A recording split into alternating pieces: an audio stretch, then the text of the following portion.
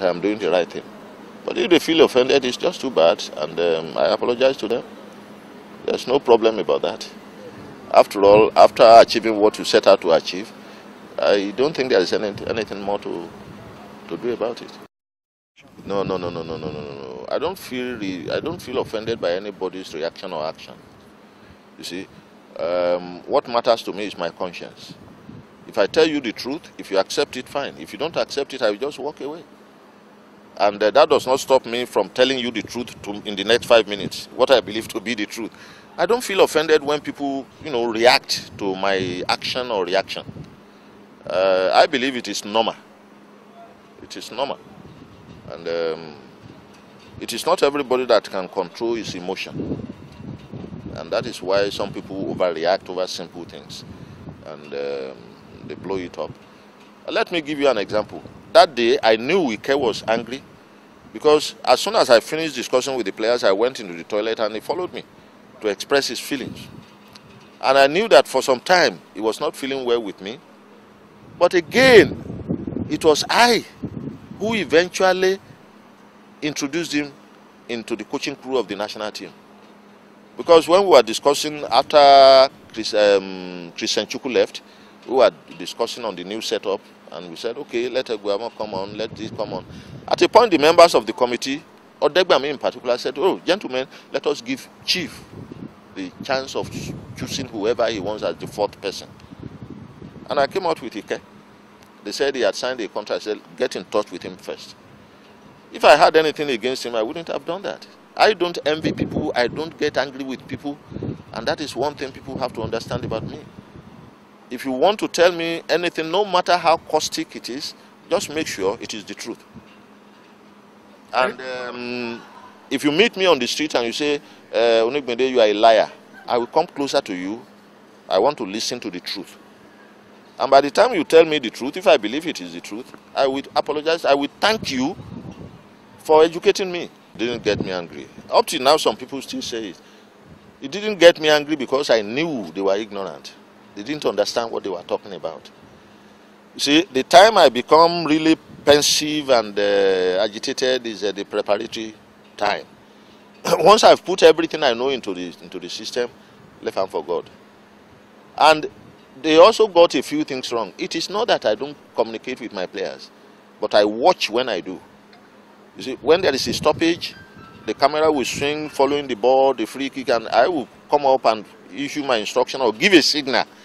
Before the camera swings around, I'm back on my seat. So it appears I never stand up. I was at Ladipo Market immediately after the World Cup. And as soon as I alighted from my car, I saw these young men, swarming around me, and all of them putting their, their arms, trying to imitate me, and we all burst into laughter. You see, because professional, and you will see, during that World Cup and after the World Cup, I attended, World Press, and they asked me the same question, and I explained to them. And probably people will not notice that this question of coaches jumping up and down reduced since then. You'll find a coach stand by his bench, watching. Because when a match is on, that is the time for you to assess the opponents, assess your team, so that you'll be able to come out with, the strong points, the weak points, and you'll be able to make corrections at halftime, even at the end of the game. But somebody jumping up and down, I mean, in elementary science, we say that two things cannot occupy the same place at the same time.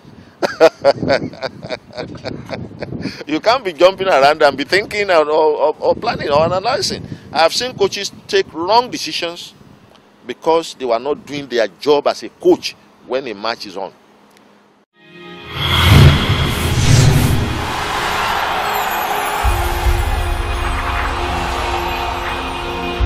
And like, how can you do that? When you go to a big market in Lagos, that he met a lot, about 10 young guys who were selling things and they all came to him and did like this. He enjoyed that very much. Congratulations to him, 80. What again would you want to say about this man? Yeah, that World Cup, that was 2002 in Korea. Japan, Korea. We qualified the team for the World Cup. Myself, Shabu, who was it? Keshi. But they sacked us. Have you collected your money? If that matter, not in this country. And what's his name? The minister has collected his own, I heard, because he was there with us in Mali during the qualifier. The minister then was the minister was Makako. Yeah. And this is that long was there with him as his, I think he's, part of his entourage. Yeah, entourage. So we qualified that. You remember we qualified that team for that World Cup, which we did not attend, and which was very, very, very bad for us. Painful. Right? It was painful. But myself, I complained bitterly, and I decided to leave everything. Immediately, we got to the NFA and we were sacked. I moved. I left for London to go and take my break, my rest. But it's so sad. Will you still, if you are called and like, you know what, we need your expertise? It's my country. No. I won't hustle for it. It's my country. I have to serve. But we have to put things on the table before. Yeah. Okay. So I'm not supposed to say, oh, come on. That is one problem we have in this country. You want to have a coach. You want to place their football coach on contract. What happens to the football players? If you look at the players' performance these days, they are not as humble as it used to be and passionate as it used to be, because they have to take care of their welfare. They have to put money ahead now, because they say money in our hand, back in our ground. Because they know if they lose that money today, they're not going to get that money from the FA, which is bad. I was talking about administration. Earlier, I was talking about administration. But if you call me today, we have to put it down. Tell me the one I worked for. This is another World Cup. Yeah. They don't even remember us. I'm not bothered about the whole situation because of the present administration. But they are aware. Yeah. So, but finally on that, like you said, yeah, I mean, there's a possibility. It's your country, right? It's my country. It's my country. Okay, very, very, very. But not as a coach, though. Yet, as administrator. No. as an administrator, right? Not whichever way, because I don't want to sweat that type of sweat again. Okay, Peter Rufai, you know him very well. He tells a story here today, and it's a very emotional one. He said immediately we lost to Italy, and of course at France 98, he almost had psychological defects. For him, he said it was one of the worst moments in his life. He's going to say it the way you will understand, because I am not Peter Rufai. Peter Dodo Mayana Peter Rufai. Interesting. Don't cry. Emotional story.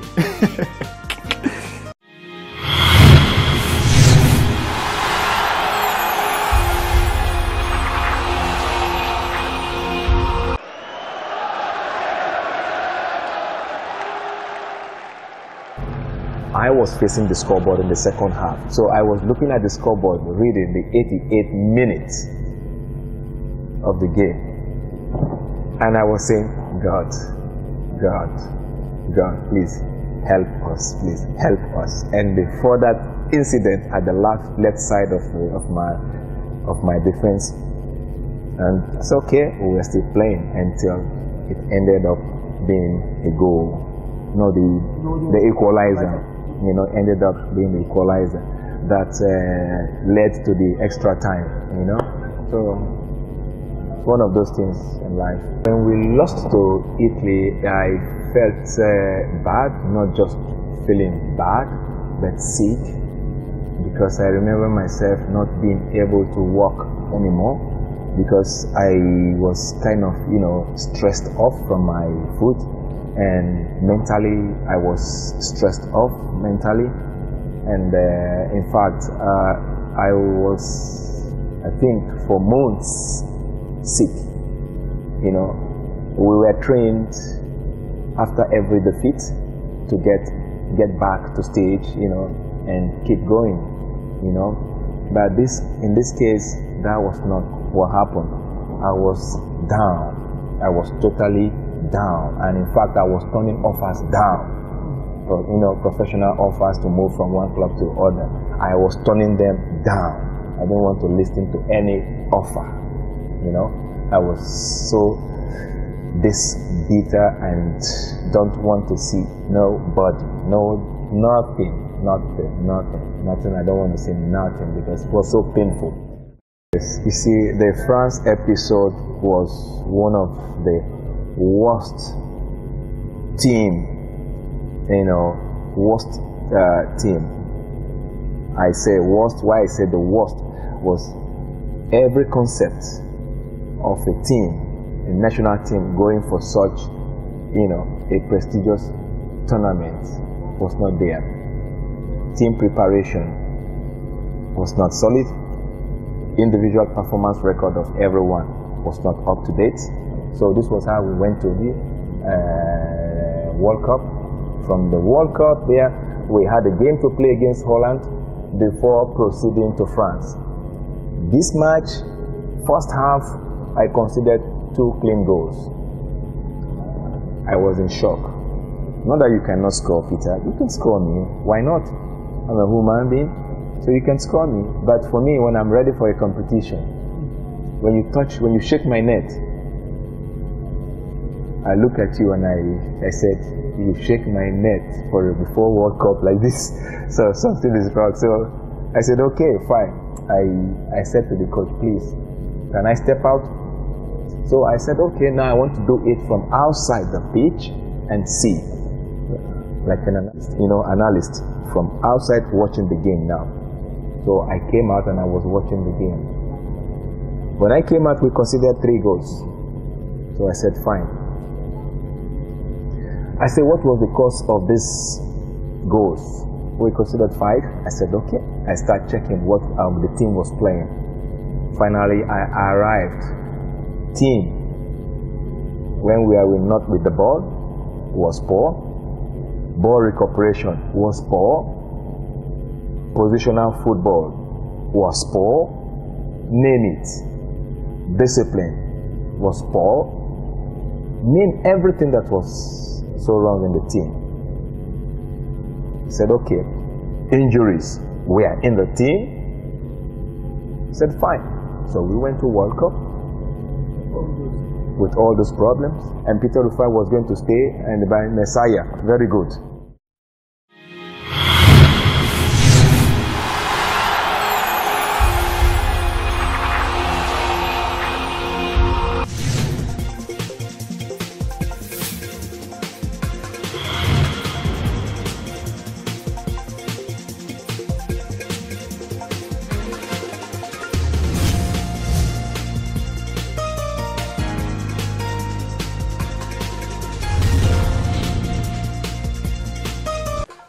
Okay, time is running on, and we can't let you go without asking you at least 2 of the biggest ever moments in football that you can never forget. One was 1970, October 10, 1970, FA Cup final. My club ECN of Lagos versus Nepa now Nepa. ECN of Lagos versus Plateau Highlanders. Wow. I lost my right knee in that match. When I had this injury I'm carrying today. How exactly did it happen? I went into the air and to catch my ball, it came under me, I landed wrongly. That was it. I was taken away. I came back again after the treatment, but I could not continue. I found myself in the hospital, general hospital, and I was there. It took me a year to recover, but I came back the next week because the game ended 1-1. I came back the next week. Dr. Bailey was on stand and I was treated with all those injections and all this stuff. I was able to stand that 90 minutes and we won 2-0. Was that the worst moment in your life? Yes, it should be, because that is where I lost my leg, and I can't forget such a thing. Could be worst, could be good one, could be blessing in disguise. I don't know. Okay, what a very emotional moment that. We still have one more with Jogo Bonito, and which one is it going to be for you? You mentioned about how you broke your leg. Well, sad, but was there any other moment that was almost that tough for you? Which moment again would you say this is a terrible worst moment for you? Yeah, it looks very emotional anyway, and whenever I remember it, I'm never happy. And that was our World Cup qualifier, 2002. We went through a lot of Japan-Korea qualifiers. Exactly, to qualify for that. Keshi, Shaibu Amadu. We qualified for that World Cup, and we even went for pre-World Cup. Yeah. Three of us went for pre-World Cup in Japan, went there and came back, only to be told to leave. May his soul rest in peace. Amadu Shaibu mentioned it. He said, we have name for ourselves. He called me and called Keji. He said, boy, oh boy, Bila said they must sack us. I said, why should he say such a thing? He said, these people, the way they see them. I said, let's wait. It's a bridge. Let's wait for that bridge. And it came to pass. What exactly did they say was the reason? Did you have? Well, from my own understanding, we formed a chain, a very strong chain. The three of us, they couldn't penetrate us. Like they believed that they used to be mafias in the team, which we did not see any. The players were indisciplined, which we did not see any. They wanted to get something to hook onto us, but there was no loophole, and we were succeeding. We were winning. The KG was there. They were not paying. You understand what I mean? So there were a lot of crises. And we tackled that crisis and killed those crises. People did not hear anything. You won't believe it. You come to me, Keshi will say, go to Coach Eriko. When he comes, I say, have you seen the chief coach? They said the chief coach said I should come to you. Shaibu Amadu. I said, why can't the chief coach send you to me? He's the chief coach. It was an interwoven activity. Wherever, once you see one person here, before you say Jack, you see the other 2-3 people. I don't know if we're in Mali. We were working together. It was so peaceful, and Shaibu said they don't like this peacefulness. Even Care got injured, hospital. Nobody went to. Nobody went there. There were a lot of crises that we were able to manage. I'm just saying you this because I feel really bad. And at the end of the day, it came out to be Onigbide. Because he was with us in Mali. As a technical... I was almost losing my respect for him. But being an elderly person, I still respect him. But the essence of it, he was not supposed to take that job because he saw what we passed through. So it was painful when Keshi died, Amadu died for you. I was almost dead too. That's why I was flown to the US as my kids took me to the US. I had that their death that week I crashed. I was flown out of this country. Next week, third week, I was on admission for about 4 weeks in a hospital. Immediately after Shaibu's death.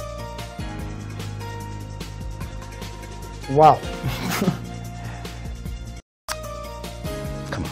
Keshi Amadu, may their souls rest in perfect peace. And Coach Eriko is going to be with us by God's grace for decades and decades to come. Coach, thank you very much. Lovely to have you. You are going to be around us in good health and everything for decades to come. By the grace of God. Thank you for having me. Wow. I mean, when I was asking him about his most emotional moment, I thought it was going to be just a normal football moment. And this, of course, is going to, one of the most emotional questions I've asked, and the reaction. Of course, you are going to watch this everywhere. Everybody in the world in the next few days will watch this. Trust me on that. It's going to be on, apart from our TV program, it's going to be on YouTube, Twitter, Facebook, everything. We're going to notify you. Coach Enrico is that special. Jogo Bonito, we call him. We grew up watching him. I didn't watch him play, but I followed him and the others for decades. It's always a big pleasure, I mean, being with you. You are going to be with us for decades and decades. Amen, TJ. Thank you very much. Yes, my pleasure being here. All right, sir. I appreciate you too. Yes, what a day it's been with that revelation from Jogo Bonito. Next week is going to be a better package because, of course, we still have something lined up for your enjoyment. It's going to shock you positively. That is Kayode Tijani is my name. Join us same time, same program next week. Bye. God bless.